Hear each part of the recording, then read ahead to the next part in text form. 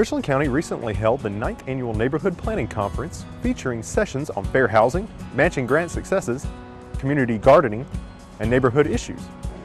Sessions today included a keynote from Ellen Dunham Jones.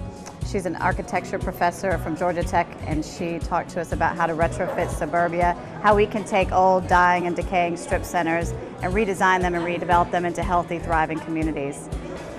Across the country, we're seeing really interesting examples. People are getting really creative with what to do with all of those vacant big box stores. And many of them are being turned into much more community-serving uses.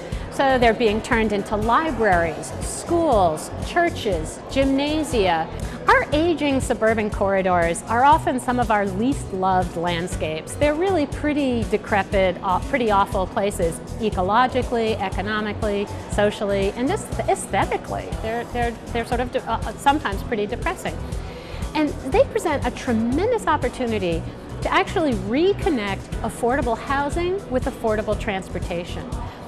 This country's model of default of affordable housing has been drive till you qualify. The cheapest housing's on the cheapest land, the furthest away. And yet the transportation costs often eat up the savings associated with that cheaper housing. Along our corridors, on the site of those failed strip malls, those aging retail and commercial sites, now there's an opportunity to actually, turn some of those corridors into transit boulevards where we bring in some bus that has a dedicated lane, so it actually moves more effectively than the rest of than the cars, and get some trees along there that make it actually a grand address, a proud address where people would be happy to live, and then redevelop some of those sites with proud urban housing along the corridors that now would have access to that transportation. And that's really going to be, I think, the new model of affordable housing that this country needs. In addition to Ellen Dunham Jones, we had a number of wonderful sessions that talked about dementia in your community, diversity in your community. The Sheriff's Department brought out the Community Action Team to tell everybody how they can have a safer community. Sessions on affordable housing. Transportation. Comet is here today telling us about transit and their plans for the future. We knew that there would be about a 1-year lag between the vote and when we'd receive our first dollars, so we set some money aside just in case that if we weren't successful we could match some grants and do some good things, but that if we were successful we'd be able to launch new services, and that's what we did. We launched some new services all the way back in May, so we've been operating those for realistically almost 7 months now. So that put back some midday services, put in some evenings, and beefed up our Saturdays. So we're about to get our first big push from the penny in the next couple of weeks. So that's going to allow us to then backfill and get some other things done.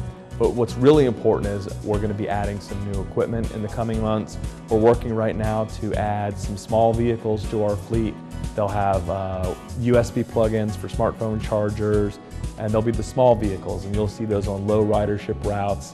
You're already seeing, hopefully, our new wraps all over downtown with our new logo and our new design. We're the Comet now. CMRTA is kind of the old transit system. The Comet's the new transit system. The Comet is just kind of a cool way to say Central Midlands Transit, CMT. So our focus is in the name is the Comet, and everything you see that happens from this point forward will get the Comet treatment.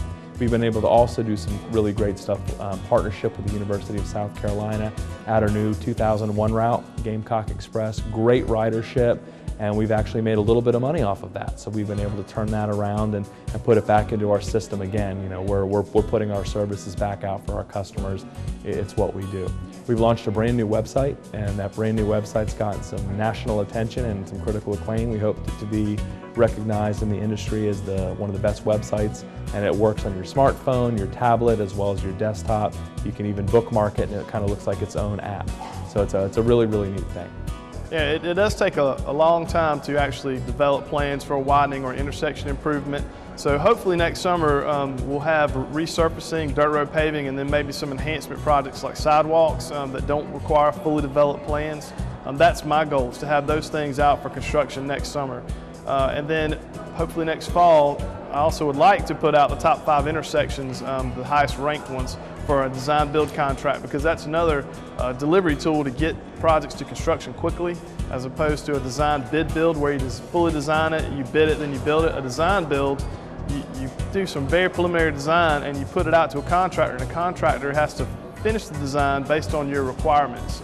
So it gets you to construction a lot quicker. So that would happen. So this summer we would have the resurfacing, dirt road paving, and enhancement sidewalks that don't require full developed plans. Late next fall you would see the top 5 intersections go out as design build, potentially, and then the following summer is when the first widening project would go to construction. The summer of 2015 is when Hardscrabble Road is currently scheduled to go to construction. And the Richland County residents, they're going to see signs galore on all these projects to make sure to point out that a project's funded by the penny sales tax, because they need to know that their funds are being spent on these projects and they're being spent in an efficient and a logical manner. There is a website, the Richland Online website. There's the penny link that you can click on, and that link, it gives you a list of every project, whether it be a widening project or whether it be a sidewalk project. They're all there. So I encourage citizens to go to that website if they're curious as to whether their street is going to get paved, or whether it's going to have enhancements like sidewalks, or it's going to get widened, to go to that because we do have a list of projects that are already identified. They're high priority projects, and that would be very helpful for them. It also gives a lot of background information about the program and the origination of the program, and the Transportation Advisory Committee that's in place to help be stewards of the oversight of the program. Just a wonderful slate of sessions, a great group of citizens and council members and other folks from around the area visited us today, and we hope to see you next year.